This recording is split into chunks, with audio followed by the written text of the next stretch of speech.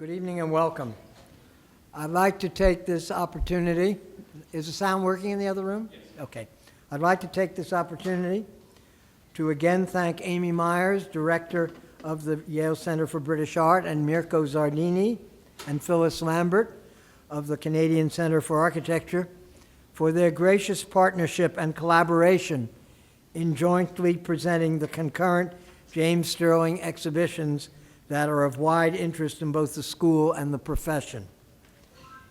In 2007, Peter Eisenman, inaugural Charles Gwathmey Professor in Practice in our school, embarked on a series of occasional conversations with important contributors to contemporary architectural discourse, not only talking with practicing architects who write about the history and theory of the discipline, but also with public intellectuals who look at our world from the outside. Professor Eisenman's inaugural conversation was with Rafael Moneo, one of Spain's leading architects, and Jose Luis Sert, Professor of Architecture at Harvard's Graduate School of Design.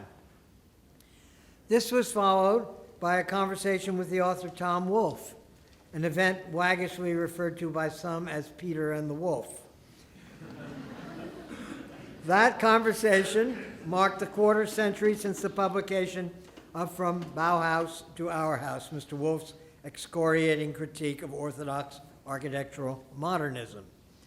This evening, pardon me, following upon Dean Vidler's lecture of last Thursday at the Yale University Art Gallery, and Dean Robert Maxwell's lecture earlier this week at our school, Professor Eisenman and Anthony Vidler, Dean of the Cooper Union School of Architecture, will discuss the lessons and insights gleaned from Dean Vidler's meticulous exploration of the James Stirling Michael Wilford Archive at the Canadian Center for Architecture.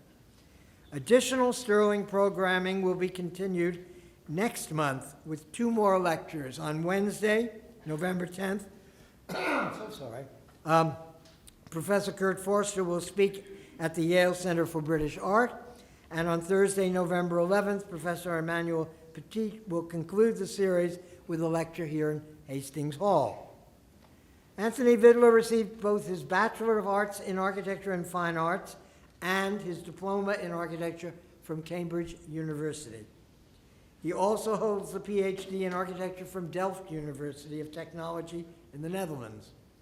Dean Vidler has taught at Princeton University as instructor, assistant, and associate professor, and as William R. Cannon Jr. Chair of Architecture, a position he held until he briefly decamped to Ithaca to become Dean of the College of Art and Architecture and Planning at Cornell, before going on to UCLA, where he was professor and chair of the Department of Art History.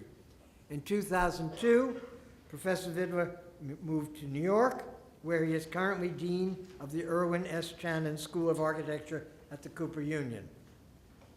Dean Vidler is the author of a number of significant books on historical and contemporary topics in architecture, including Warped Space, published in 2000 by the MIT Press. His first book, Claude Nicolas Ledoux, Architecture and Social Reform at the End of the Ancien Regime, published in 1990, also by the MIT Press, received the Alice Davis Hitchcock Award of the Society of Architectural Historians, a great distinction. Dean Vidler is also author of the exceptional catalog, now available for purchase at local bookshops. James Fraser Stirling, Notes from the Archive, published by the Yale Press, which is the companion publication to the current Yale Center for British Art exhibition.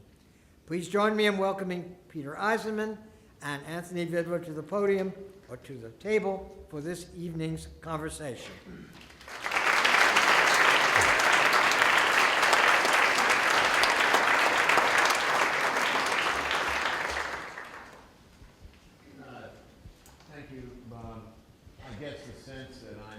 Host tonight, which I hadn't realized. I thought you were the host and I was the interlocutor, but in any case, I do want to say... I think I'm the last of the 3 little pigs to be eaten by the wolf eater. I guess you're the last. These are put up for the benefit of our students who had trouble this morning naming them. They're supposed to be taking notes. That's why these are up here today. So those of you to whom my remarks may fall, do what you will. It's your last opportunity. In any case, I'm reminded that 2 nights ago I went with my wife and friends to a performance of Krapp's Last Tape. It's a 50-minute performance where this gentle person, I assume his name is Krapp, never specified, speaks on a tape recorder and speaks to the tape recorder half the time. And I was thinking that since none of you probably have read this book, and all of my questions have to do with what Dean Vidler said in this book, we're going to have a conversation like Krapp's Last Tape. But as far as I'm concerned, all good conversations are totally unintelligible to anybody but the two conversers.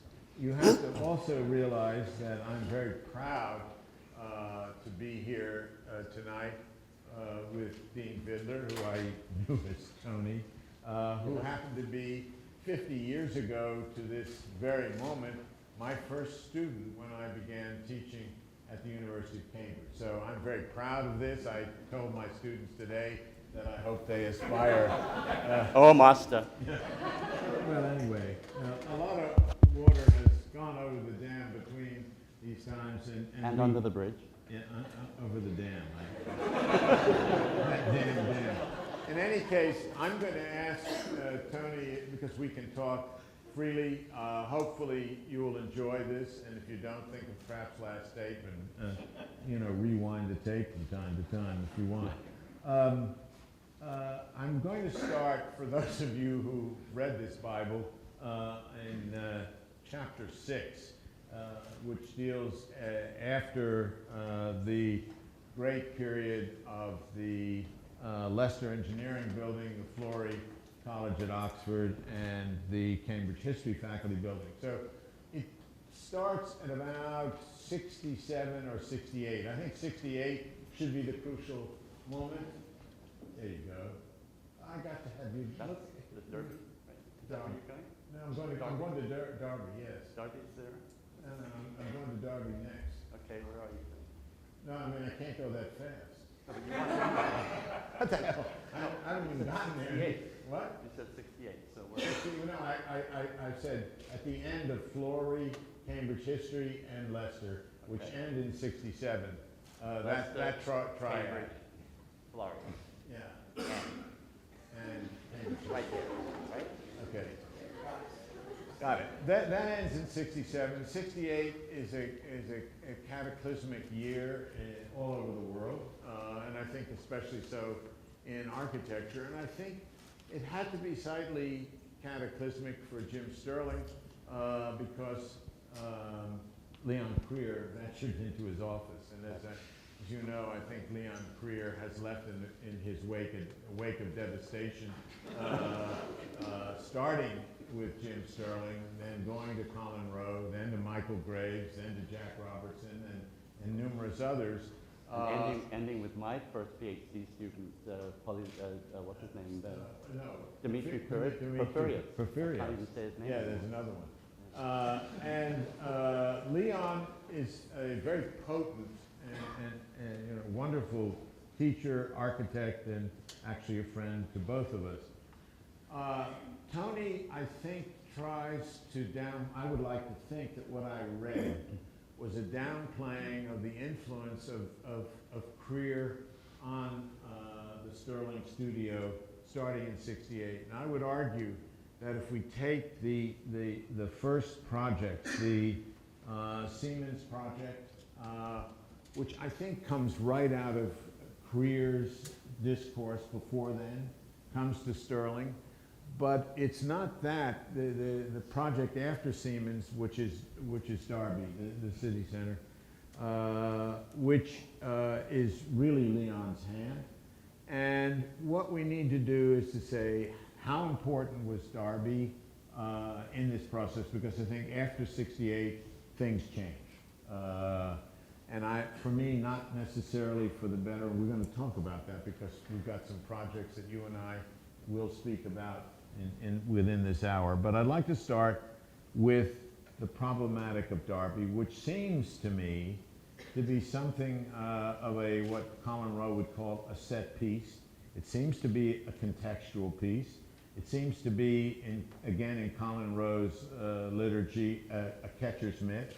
And so one is Greer, but the other is the Rowe influence, because if there weren't those impulses already within Stirling from Rowe, and of course Rowe was his studio master for his thesis at Liverpool, and I think trying to elude Rowe was one of Jim's goals, as it was mine and yours. What do you think about that? Because let's talk about Rowe, Greer, Stirling, 68, Derby. Okay. Siemens and Derby, Yeah. right? Siemens is, I don't have a project up on the screen, but if you remember it, it's these great cylindrical towers, office towers, with sun shields that rotate around the office towers, and sort of, imagine computer controlled so that the heat and light is maintained. It's upside down, but like that.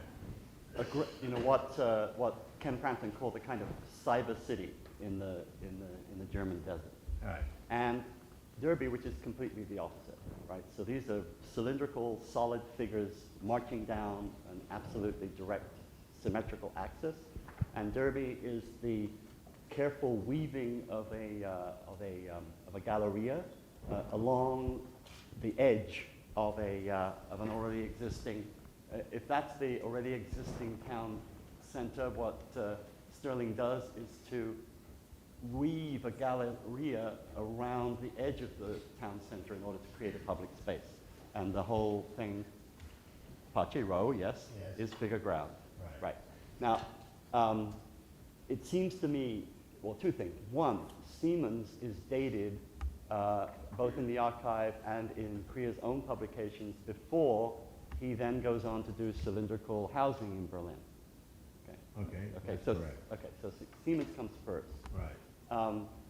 Sterling had already worked on individual mechanized typologies in Dorman Long, that long building, which actually refers, I think, more directly to Cedric Price than it does to Leon Krier. British Olivetti No, is the time of career. Yeah. Anyway, what I'm trying to say is I think that there were a whole range of interests and ways of solving problems in Stirling before young Krier emerges in Stirling's office with a surprising talent for drawing. I think if Siemens is Krier, then Derby is not. If Derby is Krier, then Siemens is probably more Stirling. And I think that Derby itself is an anomaly in Stirling's work, and I'm perfectly willing to agree that there is something very fundamentally Krier-Rowe-like in Derby, I guess it's called. The question is, first of all, Because I think the other contextual buildings that come after, which we're going to be speaking about, have nothing to do with Derby. And they're completely different in their ways of contextualization, their forms of contextualization, and the way they insert their programmatic elements into the city. but there is a shift, I would argue, in the discourse, which is never recaptured for me. But I think that shift is not just Krier. No, I think the not shift just- is fundamental in Well, relationship to a it's the reaction shift- against individual buildings. No, but it's the shift that modernism. occurs in 68 through Rossi's architecture of the city, Venturi's complexity, all of these Right. things that... Right, which that has been com- building since the mid-60s, actually, Yeah, because well, architecture in the 66, city is 65. Yeah, 66 is when it begins, but it crystallizes itself in 68. I would argue that, first of all, we can't have all canonical buildings. So whatever we are going to be talking, we're talking about a great architect, one of the 4 or 5 great architects of the last half of the 20th century. So any critique we are going to indulge in here Right. is within the context of a grid. At some point in the conversation, I want you to define canonical for me. Okay. All right, I have it written down here. Okay. You read my outline. Let's go to Roma Inter Rota, which is another of Jim's pieces, and which is a group of architects in, I believe it's 78 or 78. 78, long after Leon is gone, which you say is not collage. And I want to know why Roma Inter Rota is, for Jim, not collage, because it seems to be taking set pieces and putting them into a different context to produce an urban plan, as Colin does with his set pieces. Right. And he calls them collage, he calls them contextualism, he calls them lots of things. So it seemed to me in Roma Inter Rota is one of the places where Jim and Colin come closest to being together, and yet you make a point in your text to say, in fact, that this is not what Colin had in mind. Well, if you compare Colin's contribution to Roma Inter Rota Right. and Stirling's and Ross's. Right. Okay, there are three. In the exhibition, we have the original drawings for Stirling and for Rossi, the Roma Inter Rota Noli plan. And Collins is a reinstallation of a total city fabric with figure ground within it. Stirling's is the insertion of individual built projects in fields and outside and inside of the city itself. And Ross's is the construction of a huge, mega institutional building. And I think those three are fundamentally different in their approaches to the city. What, let's ask the question, even though you call one of your chapters, I forget the title, urban assemblages, right?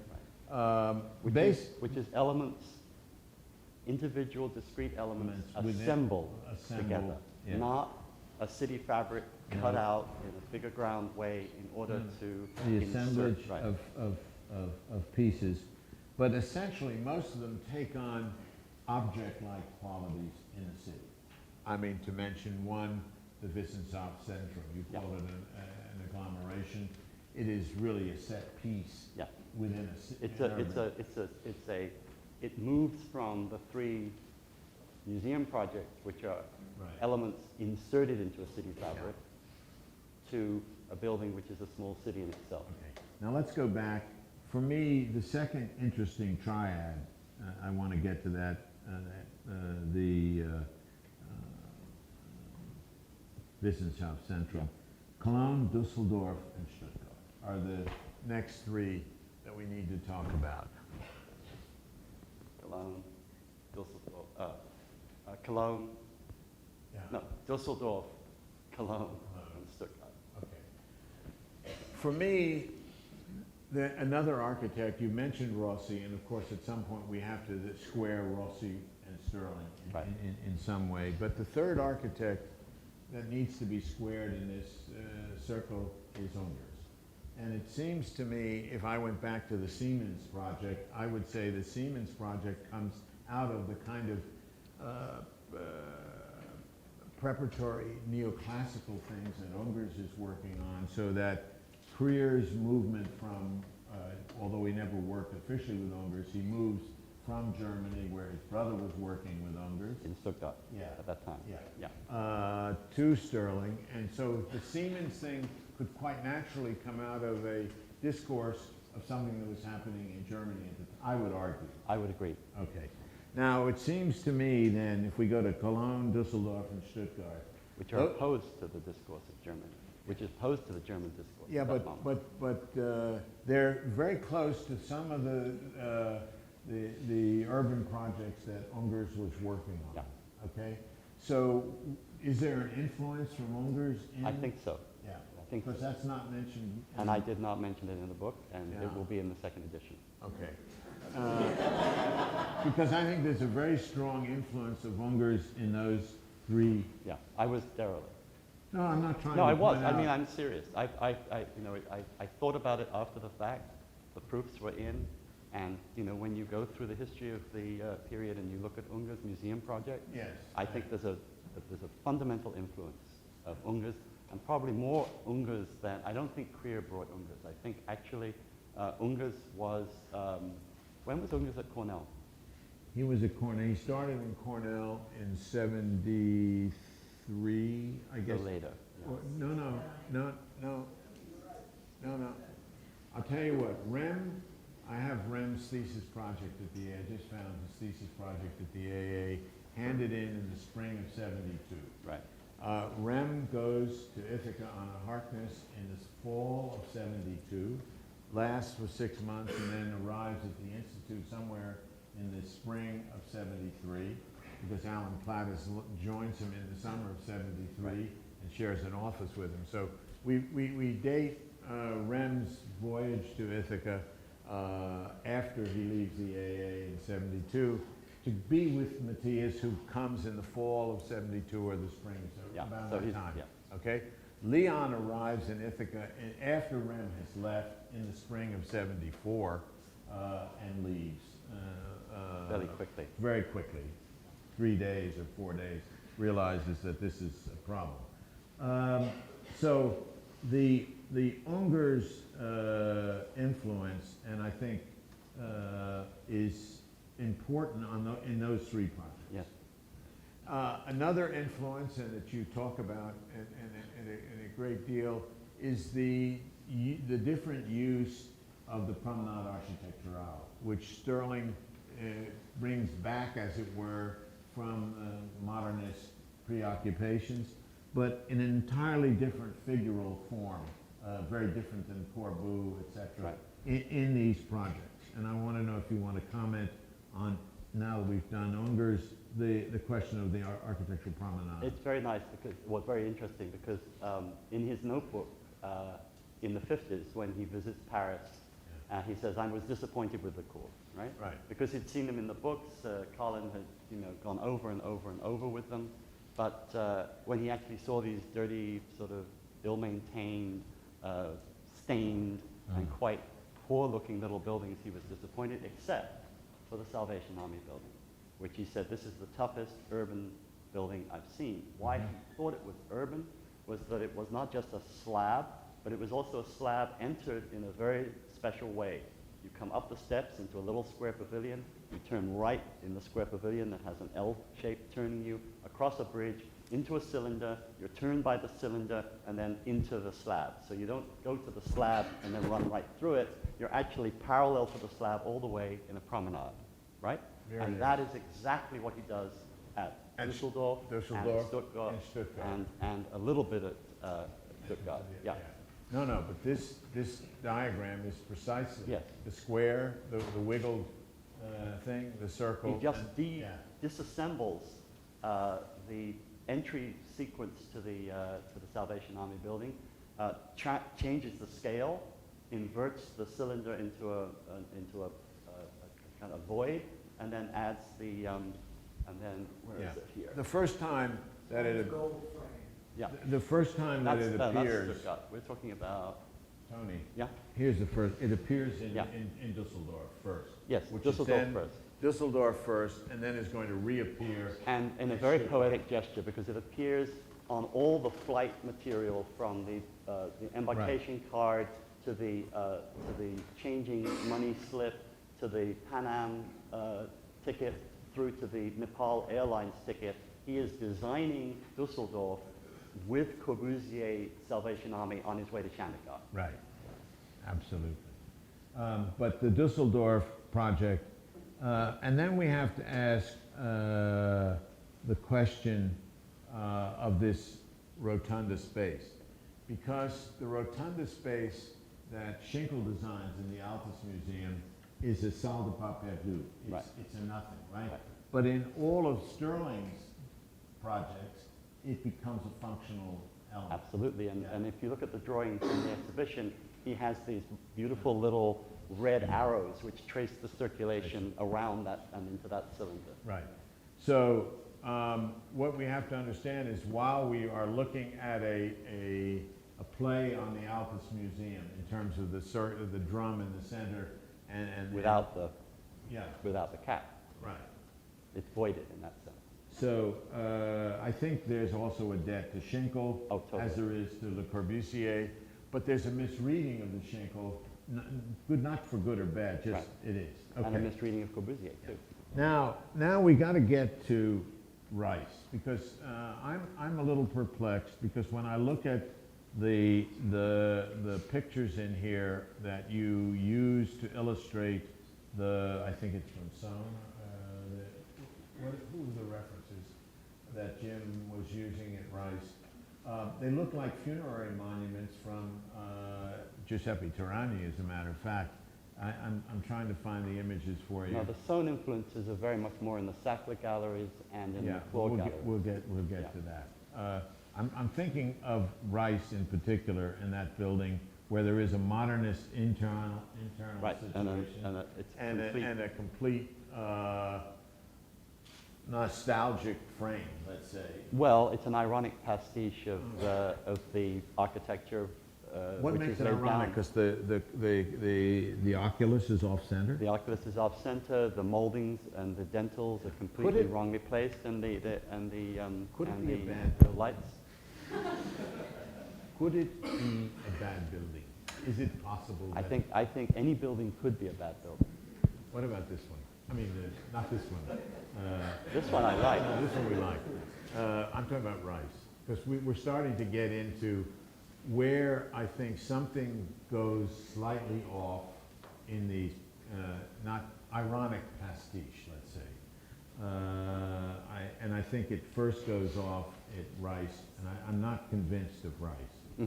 Okay, I don't know what, but you had I can't find the reference here, but then we go. Well, let's go back to that, because I think there's a remember Charlie Gwathmey and his building at Princeton in the Yeah. little pavilion? Yeah. Right. Could that be a bad building? I didn't think it was. The modernist insertion into the insertion. neoclassical No, I scene. have no problem with that. Okay. But it was played openly, overtly. I mean, in other words, the exterior skin was taken away and revealed the modernist interior. So the play was a shell with this interior. When you look at Rice, all you see is the shell on the outside. No, you see the conical Yes. skylights pushing through like something out of H.G. Wells. Or Osthouses, or yeah, you know, yeah. I mean, I have to say, I guess. I think it's an elegant solution to a very difficult problem, which is what you do in that kind of campus where you're actually mandated Yeah. according to quote unquote style. Secondly, but right. I don't necessarily, I think there are LITE versions of one's buildings, Yeah. given the kind of productivity that any architect has. Of course. I mean, but we've already put on the plus side Cambridge, Oxford, Leicester, Cologne, Dusseldorf, Stuttgart, Melsingen, plus Preston, Ham Common, et cetera, et cetera. Yeah, he's So doing well. He's doing so well. Far, So so far, he's the doing Dow well. is up. The Dow Right? is The up. Nasdaq may be sort of falling a little bit. No. The Dow is up. He's doing well. It's the next 5 buildings in some sort of order that we need to talk about, right? Sackler, Cornell, Wissenschaftszentrum, Latina, Bibliothèque de France. Okay. And I know Tony Vidler well, I think, but I've heard reports of, even beyond this book, of your love for Latina, the Bibliothèque de France, Sackler, Cornell, and Wissenschaftszentrum. Let me correct the record. Rumors are rumors, and in all political campaigns, rumors gain traction. But I think I would say that I do like the library at Latina, that I am attracted and particularly interested in the Cornell assemblage, and that I think that the Sackler lost its raison d'etre when it lost its bridge. Yeah, but, Yeah, I think it lost its raison yeah. d'etre. I Well, mean, things the fact lose you have to their go up the bridges. stairs as Yeah. opposed to come down No, the no, stairs is a very different promenade. you know that's not my concern with Saturday, because it lost its bridge. Okay. I mean, that wouldn't bother me a hoot. You don't like the stripes. I don't like the stripes. I don't like them on Wissenschaft Centrum. I think the stripes, when he starts to candy coat the projects, they're not volumetric for me as they used to be. It's a different kind of volumetric. It's a different Absolutely. kind of. I think what I've got to get to is the statement in the book that it's too bad he didn't win the Bibliothèque de France, right? Well, Now, only for because me, I have to work in the one that did win. No, but I ain't talking about the one that did win. I'm talking about the one that I like a lot, Which is the Rem Koolhaas which version. is the Rem Koolhaas Well, version. yes. Well, you don't mention that it would have been preferable if Rem Koolhaas would have. I mean, for me, there's no. What we need to get clear for everybody is, because I thought up until I read this about. I really don't like his Bibliothèque de France, and I need you to tell me what about this sort of chocolate cream roll for a building. What are those things? Nestle roll. I don't get it. And Rem's Bibliothèque de France and Jussieu are two of his most fabulous projects, right? Yeah. And for me to admit those things public, I have it in my book, so it's not a problem. Right. The Bibliothèque de France. Yeah. It's a canonical building. It's a canonical building. Yeah. Well, I don't believe Jim Stirling's entry is. I agree with you. Okay, no, but the way it comes off in the book, it's sort of a lost leader that, you know. Well, it's a competition entry. It's not a finished building. No. I think the idea that he had of a library city, as opposed to, and I think I could have and I should have probably paralleled it with Rem's project, which was condensed into a single cube, which probably wouldn't have been a very successful library, in fact. We don't care about that because I'm building a not very successful library in Spain. Oh, really? Fine. Okay. Yeah. No. No, it's an interesting library. No, I'm going to test it. When I visited it, I will test it for its canonical quality. No, but where is it that you and I, because there's No, I will. We need to understand this. They need to understand it, and I would like to understand it. How can the two of us be so divided on Wissenschaft Centrum, on Cornell, on the Bibliothèque de France? Let's just take those three. Okay. I think Wissenschaft Centrum was a very, very interesting and radical experiment, which has never been followed through on, but except, actually, in some of the diagram architecture that that everybody from Rem through Sejima has been dealing with and testing. The idea of a kind of standard cut through forms that have, if you like, a kind of referential significance and a plan which, in a sense, is adapted to those forms, but because it's a generic plan, has no problem being adapted to those forms. And so I just think it's an experiment. I don't think it's potentially the most successful building he built. I think it's a very interesting experiment. And I think it's way ahead of present-day experiments in the relationship between diagrammatic form and generic plan. But it is for me, if we look at this together, it is a collage project.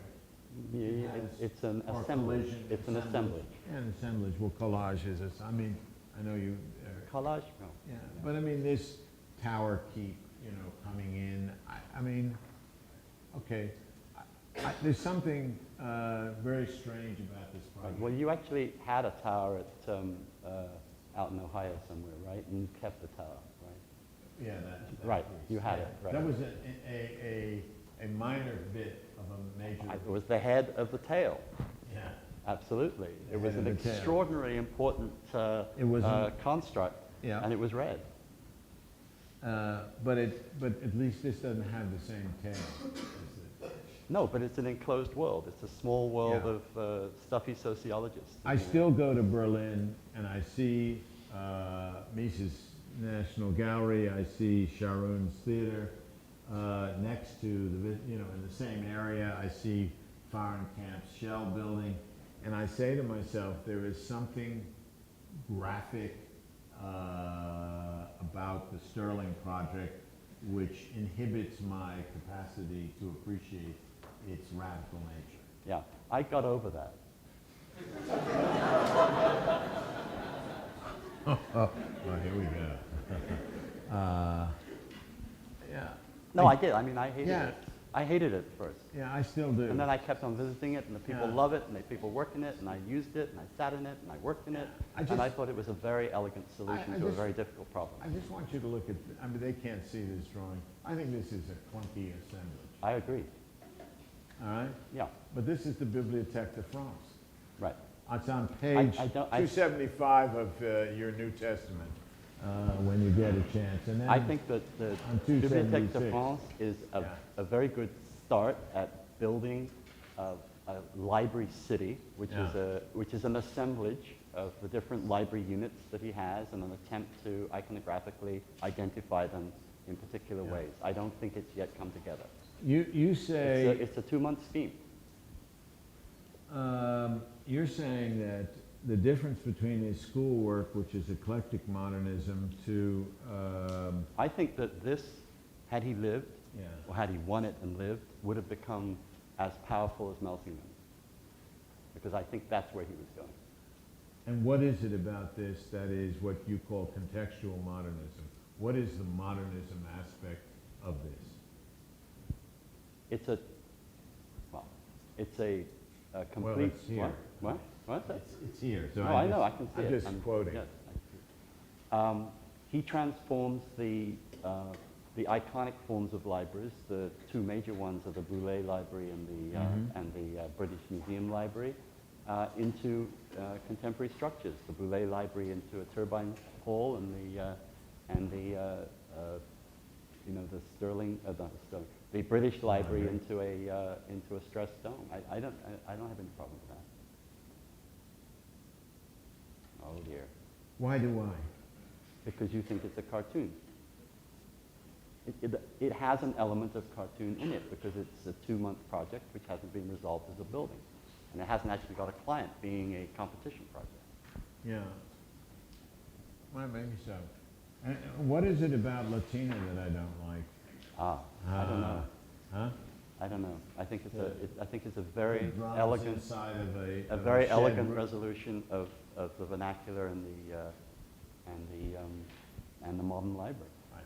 Now, you mentioned the word vernacular, which is one of Leon's big terms. That is, the play between the classical and the vernacular. Right. There are these two chords. And I would say that one of the issues that inhabits Stirling after Prior, that is after the period from 68 to 70, is a movement toward the vernacular and away from the abstract, hard edge things.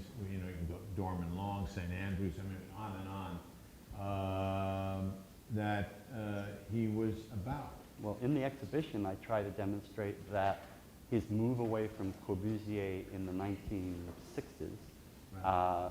and the Which building way? of Preston, and his photographing of the British vernacular, the functional tradition, Yeah. led organically to the vernacular. I think the modern vernacular of Leicester, of Cambridge and Florey. They're Well, 19th century buildings in If you a very call fundamental them, way. if you call them the modern vernacular, then I'm home. But I don't see.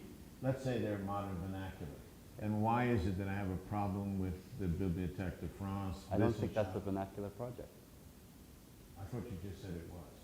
No, I didn't say that. I said it was a library city. Okay. Yeah. And Latina? Latina, yes. I missed. It's Latina I said Latina, but its big shed roof was, is with the two bubble domes. the or two those- domes pushing through it. Pushing through it. Yeah.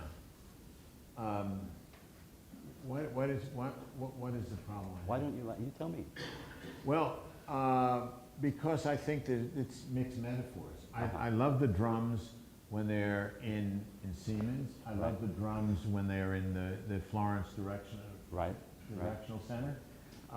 When they stand alone and are tough forms, agglomerated together at Siemens in a row, and there's 4 of them in Florence. And you love them when they're public space in the museums. Right. But I'm not sure I like them the way they were arrayed within the pitched roof of Latina. And in fact, if you look at the architecture of Latina, there is no art. I mean, to me, if we're talking about vernacular, then you have to look at Latina, which is a sort of Piacentini affair. Right. And you don't find pitched roofs and that kind of discourse operating in Latina. No, they're from the Roman Latin. Yeah.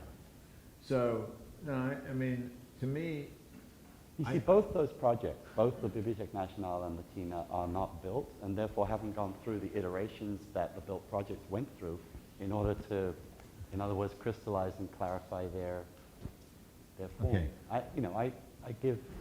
I am a little bit generous about unbuilt projects because I don't think I think they're I don't important. think they have the kind of unless they're polemical projects, which I don't think Stirling ever engaged. So let's ask a series of generic questions now about Stirling in relationship. My last remark, unless they're polemical projects, which I don't think Stirling ever engaged in. No. Right? So I think some architects develop projects out of a polemical position, and the polemical position has a polemical prototype, if you Right. like, in architecture, like the domino house, right? You and I agreed that the difference between, let's say, Rossi and Stirling was that Rossi wrote his theory and Jim built his whatever theory. Fundamentally, we agreed on that, right? But if we were going to define what was happening in the world between 66, let's say, and 78, or 80, let's say, these two figures would occupy different positions in the received history. In other words, Aldo seemed to, in one sense, define, and don't forget, Aldo's architectural moves as well, and not very happily in many instances. No, it crystallizes into something that's unmovable. Yes, okay. But if you were going to define that moment in time, it's more likely that Aldo would be a central figure, and Jim unconcerned about the central moments of the time. Don't forget, Aldo does the Triennale of 73. Jim is a peripheral figure in that, with Darby, by the way. Aldo participates in several international discourses, writes a book, writes several books in the period of time. I would argue that Jim is not a good marker of the evolution of things between, let's say, 68 and 88. Except in the schools. And I think in the schools, the publication of the black volume, the 50 to 74, Right. had an exceptional power. I remember it running through the studios of the schools. The minute it was published, it was on every desk. It had the kind of power that the second volume of Corb's Œuvre Complète certainly had in Britain when it came out. Well, I would like to... Not a theoretical power, but the ability to look at a certain mode of composition, a certain mode of analyzing a program volumetrically and recomposing it, and I will hand you this, and the unity that Creer's drawings, the black line drawings, and the axonometrics and perspectives. Because I actually don't think that Creer gave axonometric to Stirling. There were axonometrics all along his work. But the perspectives were important. I think that was a very powerful volume, not theoretically, but in design studios. Well, let me give you another viewpoint on that. If you said to me between... I mean, certainly, you and I were teaching, right, during that period. Yeah, no, Certainly at Princeton, it was on everybody's desk. No, Michael Graves was on everybody's desk from 68 to 70. He was... Not in my studio. Oh, you said on everybody's desk. Well, I would have thought if you said, who was the hot figure, where the students were I think it was Michael. Honestly, I really believe much more important than Rossi or Stirling or any of those, that Michael, at the apogee, after Portlandia, after Humana, after Fargo Moorhead, any number of projects, when Michael came under Creer's influence, by the way, I believe, and it was the time when Creer moved from Ithaca to Princeton, spent a term at Princeton. Michael suddenly... under my invitation. Yeah. So I would argue, if we said the movement around 75, I would argue is more importantly Michael than Stirling. In the States. You said it. I mean, yeah. Yeah, in but the I do, States no, and I the don't think, schools. I think it was pretty, Certainly I not think in it was Europe, pretty equal. but I mean, Jim certainly wasn't, I mean, I see Jim not as the bellwether of what was, I mean, we talked about him as a great architect. We said he's one of the five of that, not including Michael. So what I'm saying is the fetish at that time in all of Charles Jenks's books, and of course Charles was the chronicler of postmodernism, Michael was the hero, not Jim. Yes. Okay? Jim was another figure, hard to categorize, I think but he Jim didn't want to also didn't want to play, No, by the way. he didn't. He actually was He's- never in any of the photographs No. of the parties that he photographed. No. It's very interesting. He never went, and of course, if we take P3, which is now in 82, he didn't want to play. No. He's the only European that was invited that didn't play. So I don't think Jim was concerned. There was an evolution in the work, but I don't think he was concerned by being on everyone's desk or etc. No, he was an individualist. He was totally an individualist, and therefore you can't read the history of the moment, and nor Unger's, I believe, but Rossi more. Mhm. Even though Aldo's built work is not a patch on the real saturation of Jim's work, and as you see in this book, I think Jim was on another line. A maverick, Mhm. like Cedric Price was I don't think Cedric was a mainline character. No, but he was extremely central to a whole range of preoccupations in London. And without Cedric, there would not have been, in my opinion, there would not have been the same Rogers Foster, and there wouldn't have been the same archigram. Okay. Now, if we're going to take maverick figures, I need to make another one from your institution, and that's John Hayter. That at that moment, there was Cedric, there was Jim, and there was John Hayter. Yes. All three of them mavericks. All three of them. John never played in any. He never went Wouldn't touch it. Wouldn't touch it, right? And so I think if I were putting categories between, let's say, 68 and 70, 88, let's say between Derby and the Decon show, right, which is another whole moment, the three mavericks are Jim, Cedric, and John. Which is why they're probably collected in the CCA. With you. Yeah, that's, yeah. No, but the interesting thing is you're implying that architecture, the history of architecture should be the history of those who played in a kind of quasi-theoretical, what should we say, self-promotional role as opposed to the history of the buildings themselves? That is I said a history as opposed to Okay. a history. Okay. Certainly could be written by mavericks, but certainly could be, I would never say Aldo was a self-promoter. No, he was yeah. Or No, I didn't mean that. I meant, well, you mentioned Jenks, who is. well, we're not talking No, about but you're talking about those who, in a sense, were part of a group of people who were in the know or in the circle or in the public eye, right? And yet, someone like Jim was totally in the public eye. When he died, he was one of the most famous architects in the world. He was. And I don't think there's a single student, well, maybe there are some students today who could actually named 3 of his buildings. There are now. It's an increasing number. One last thing.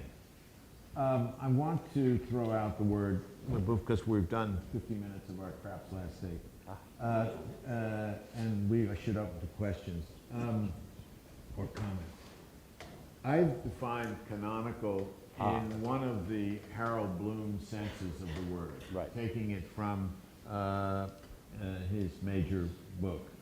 And I define canonical in 10 canonical buildings as a cusp work. That is something on the edge that is not necessarily mainline in a person's oeuvre, which has the capacity to go in any number of directions. Like, for example, I take in Cannes the Adler and Devore houses, because the Adler and Devore houses come out of the Trenton bathhouses, and they can go any number of ways. They go in one direction very clearly into the Richards Medical Building, and in another into his more, what I would call classical modern projects, okay? Well, that's very interesting because, the normal use of canonical, which is that it's something that's been canonized by, by its reception, by its public, and so on. No, you talked about how it is in physics, how it is in music. It doesn't mean those things. Exactly. Yes. Right. In fact, you gave me the clue to the cusp. Okay. Okay. Fine. So And for Jacques Derrida, the cusp, the hinge, the vaisseau. yeah, I remember that conversation. Yes. Remember that conversation? Did you tape it? I don't know if I taped it, but Anyway. we've been doing this for a long time. Yeah. I know. So for me, Leicester is a building that can move in any number of directions, right? It goes quickly at the same time into Florey and Cambridge. But don't forget, when it opens, which is close to 67, the next iteration is Derby for me, all right? And so therefore, I see Leicester as either going It can go towards glass architecture, or it can go yeah. to, Well, actually, Preston is 67 too. yeah, okay. So that's No, no, interesting. Preston- So, I mean, Leicester actually is Preston is starts slightly before. yeah, slightly earlier. So it's Slightly finished earlier. in 67. But it goes into Runcorn, into, Olivetti, into any Yeah. number of things. So for me, that's what defines canonical, okay? And I make a very strong case for people, not that I'm necessarily fond of, but who I believe have produced such works. What would you say, in other words, I would argue that in anyone's career, there are 3 or 4 canonical projects, no more. I mean, because Corbu maybe had 5, Mies maybe had 3 or 4. How many canonical buildings, if you take my definition, would you say there were in Jim's work? 3. Okay, which are the 3? The Leicester building, which I agree with you about. The Dusseldorf project, which spawns a whole range of things, Yeah. and the Wissenschaft Center, which was about to spawn a whole range of stuff which you may not like, but Okay. you know. And I would have gone with you with Leicester, the Dusseldorf, and my third, which Yep. according is an aporia in the book, is Melson. Oh, but I think that was the culmination of what was Well, no, started because in that the also Wissenschaft went Center. back to something else. It went back to another project.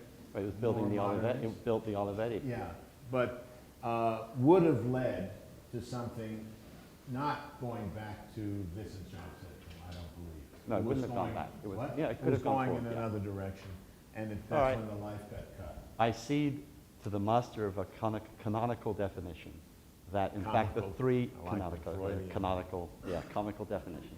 I cede you those 3 buildings as canonical. Will you take Nelson? I'll take Nelson. Okay.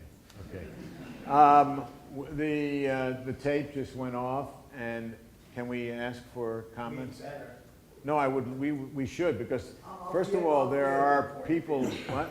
Okay, okay, you'll, Catch the tomatoes. Catch the tomatoes, exactly. First of all, I think we should thank our 2 speakers for a very engaging conversation.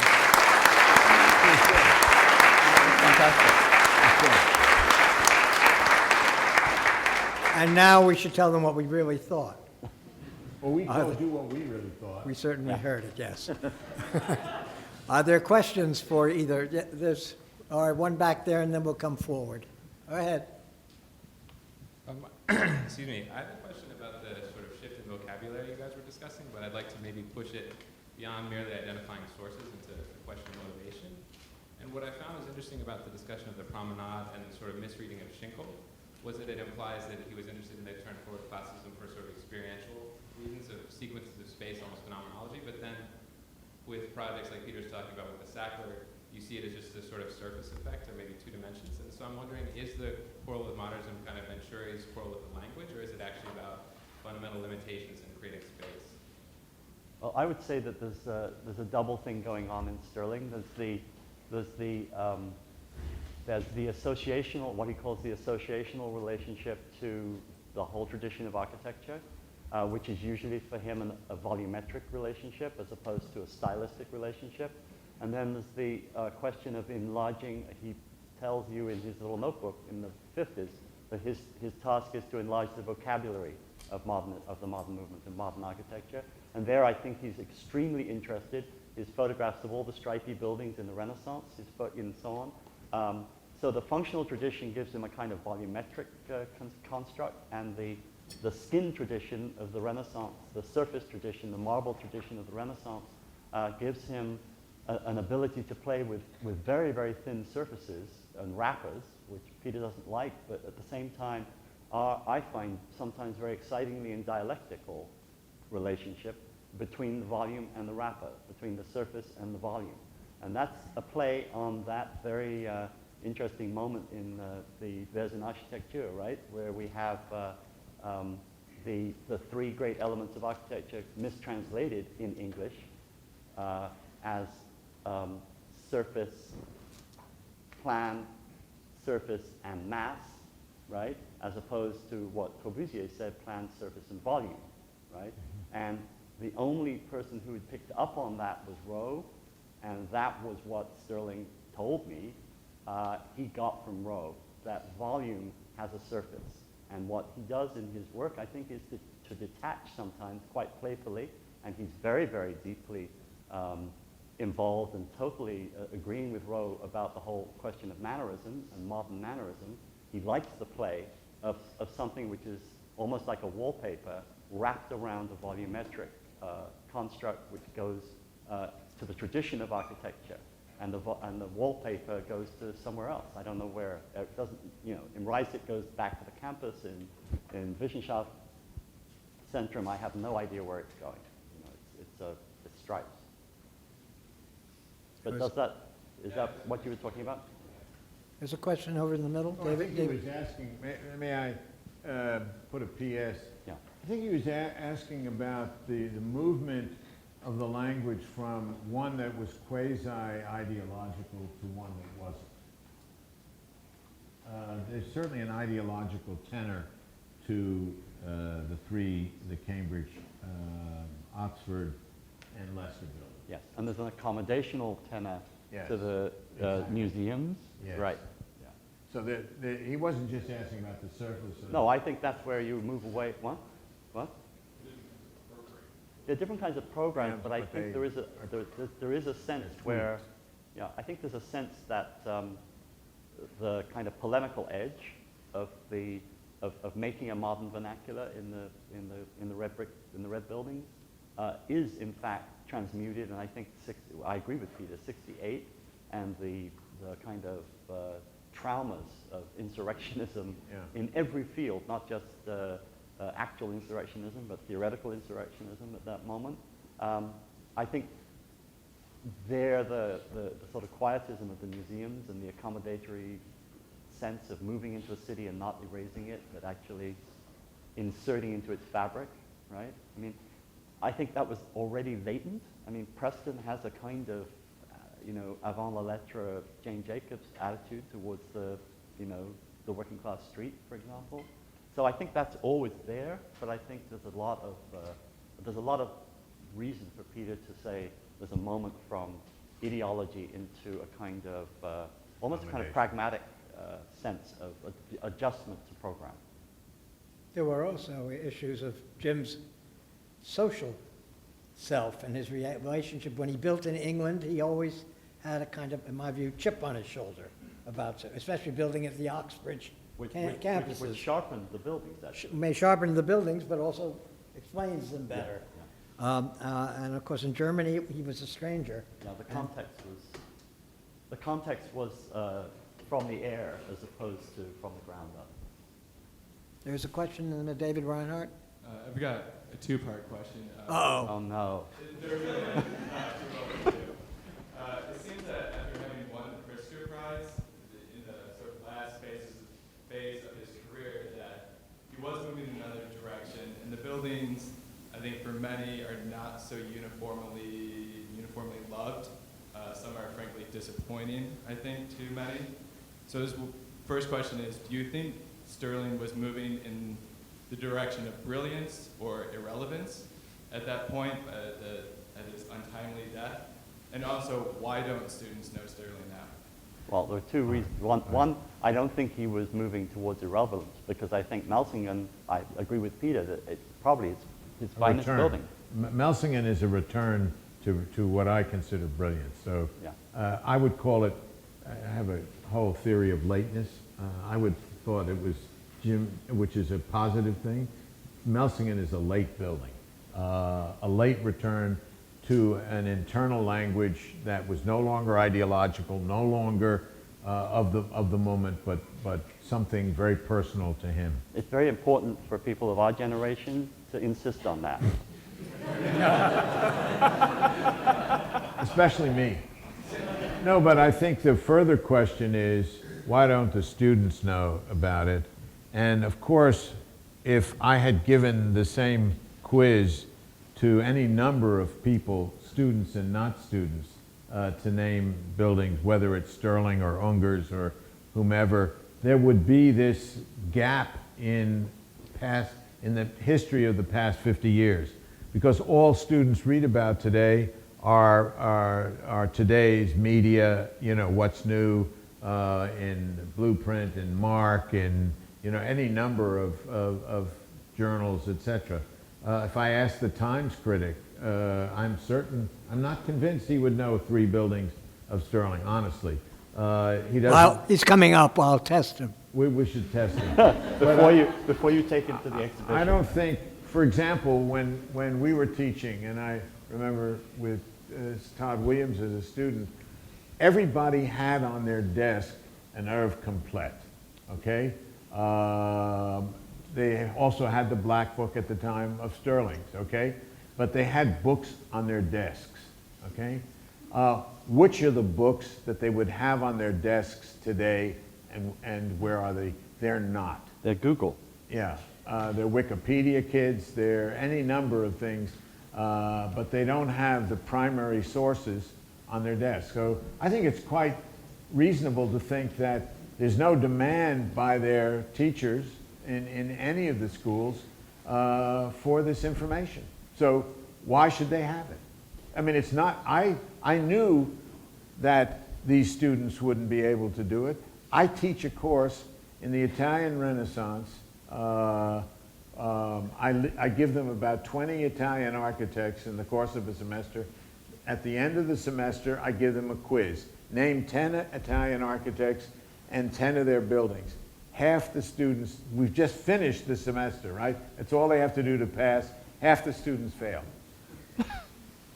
Bad teaching.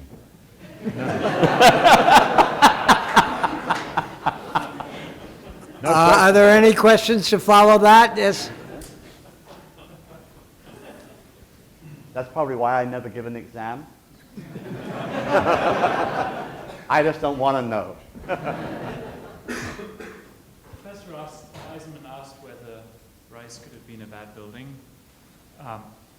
Can a building get better over time? And if so, can we say that Stirling's buildings are improving? I was once, Sandy Wilson, who was a critic of ours at Cambridge, and I was once very upset because in a review, somebody who did a really awful scheme got a much better crit than I did.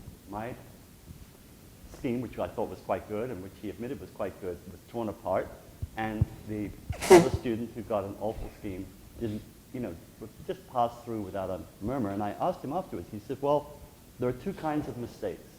There are mistakes, and there are interesting mistakes. And yours had so many interesting mistakes, they were worth talking about. So my sense of a building like Rice, which I feel is not a total success, but it's an extraordinary, interesting experiment. And it got built, and it's worth talking about.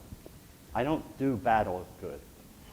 I just do it as a shorthand, and I